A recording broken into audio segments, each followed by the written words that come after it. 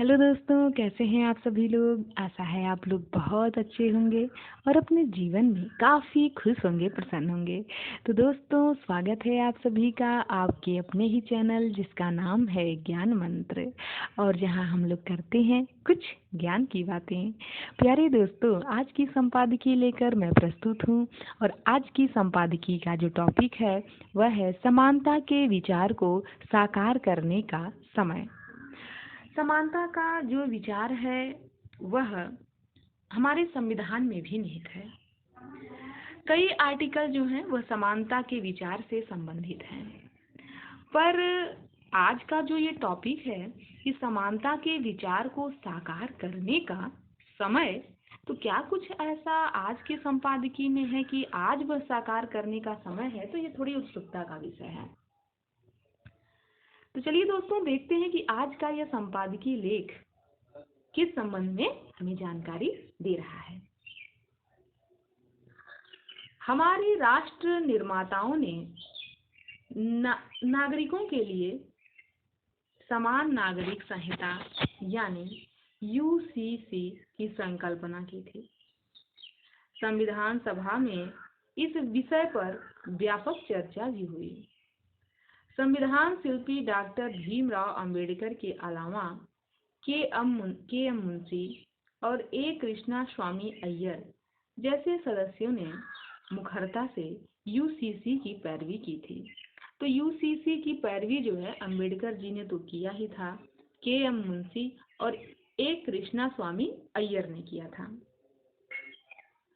उनके प्रयासों का ही परिणाम था कि संविधान के चौथे खंड में उल्लिखित राज्य के नीति निर्देशक तत्वों में यूसीसी को स्थान मिल सका। लेकिन स्वतंत्रता के 75 साल बाद भी संविधान निर्माताओं की यह संकल्पना साकार रूप नहीं ले पाई। अब इस मामले में कुछ सकारात्मक पहल होती दिख रही है। कुछ राज्यों ने समान नागरिक संहिता की संभावनाओं को लेकर समितियां गठित की हैं। हालांकि इसे राष्ट्रीय स्तर पर लागू करने के मामले में राजनीतिक मतभेद एवं अतीत के अनुभवों को देखते हुए समान नागरिक संहिता का अस्तित्व में आना आसान नहीं होगा, मगर इस दिशा में कुछ उम्मीद जरूर बंधी है। यूसीसी की आवश्यकता को लेकर सबसे पहले यह समझना होगा कि जैसे जैसे समाज आधुनिकता की ओर उन्मुख होते हैं, उन्हें उन काल बाह्य धार्मिक परंपराओं को छोड़ना पड़ता है जो समय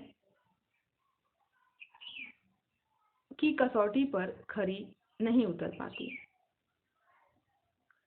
अपनी जीवंत धार्मिक एवं सांस्कृतिक विविधता के कारण भारत में भी यह आवश्यक है।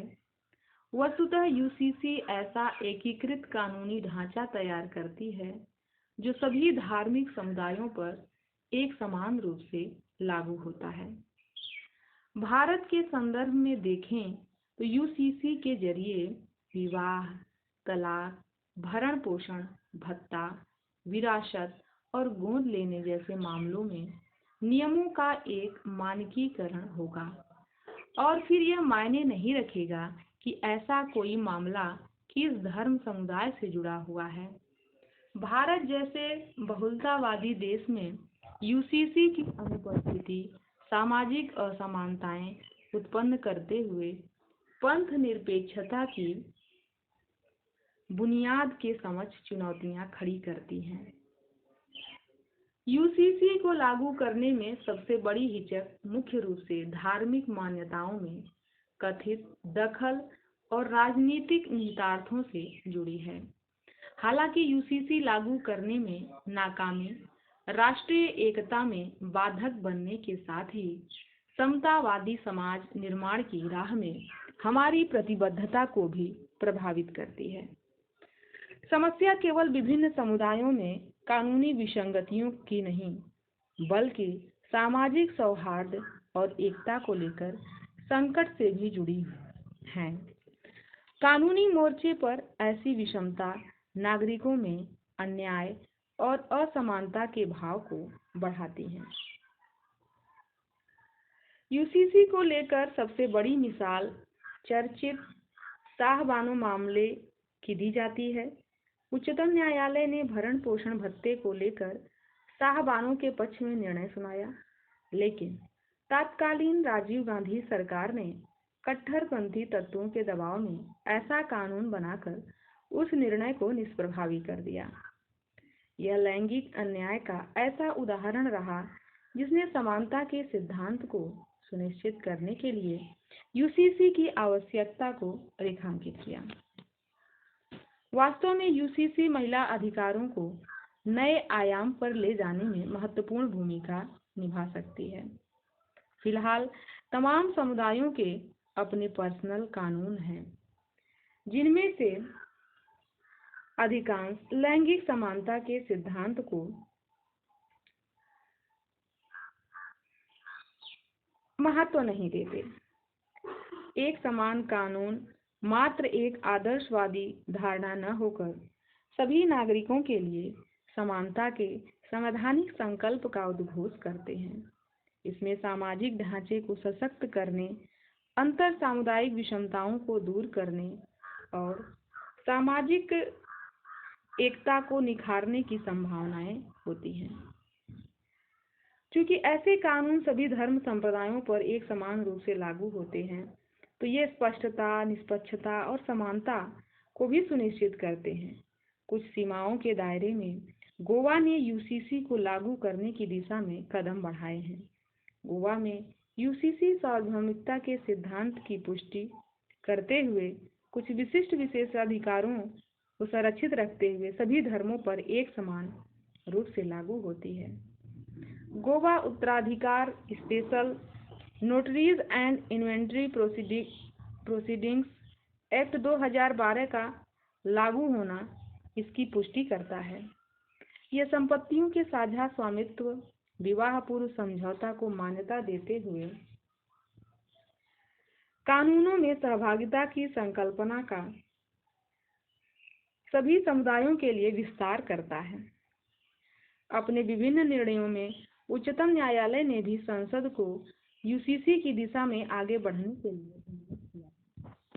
कई ऐतिहासिक मामलों में शीर्ष अदालत ने यूसीसी की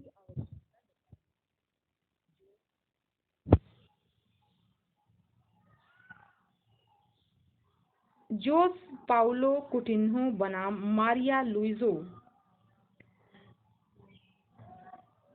वेलेंटिना परेरा और अन्य मामले 2020 का यह मामला है में जस्टिस दीपक गुप्ता का कहना था कि 1956 में हिंदू कानूनों के संहिताबद्ध होने के बावजूद सभी नागरिकों के लिए समान नागरिक संहिता बनाने की दिशा में कोई प्रयास नहीं हुए। जैसा कि पूर्व में मोहम्मद अहमद खान बनाम शाहबानो और सरला मुदगल और अन्य बनाम भारत संघ एवं अन्य मामलों में सुझाया भी गया था, जब देश की 80% आबादी संहिताबद्ध निजी कानूनों के दायरे में आ गई है, तो अन्य समुदायों को ऐसे कानूनों की परिधि से परे रखने का भला क्या तुक। बहरहाल यूसीसी के इर्द गिर्द जुड़ी चर्चा केवल कानून और गवर्नेंस के विमर्श से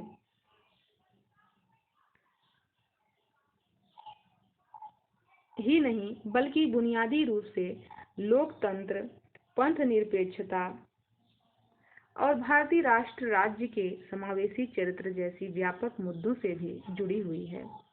यह समझना भी आवश्यक है, यूसीसी सांस्कृतिक या धार्मिक विविधता का अपमान नहीं, अपितु समान अधिकारों एवं न्याय का समर्थन है।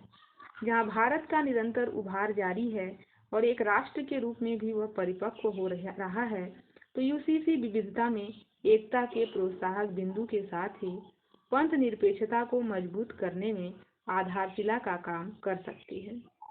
यूसीसी का मर्म एकरूपता नहीं, बल्कि सामंजस्य स्थापित करना है। अब बस यक्ष प्रश्न यही शेष है कि सार्वभौमिकता और समानता की ओर छलांग लगाने के लिए हमें कितने कदम और उठाने की जरूरत है। तो आज का जो यह संपादकीय लेख था वह देव राय प्रधानमंत्री की आर्थिक सलाहकार परिषद के प्रमुख और सिन्हा परिषद में अपर निजी सचिव अनुसंधान हैं, जिनका नाम विवेक देव राय आदित्य सिन्हा जी। तो आज का यह संपादकीय लेख समानता के विचार को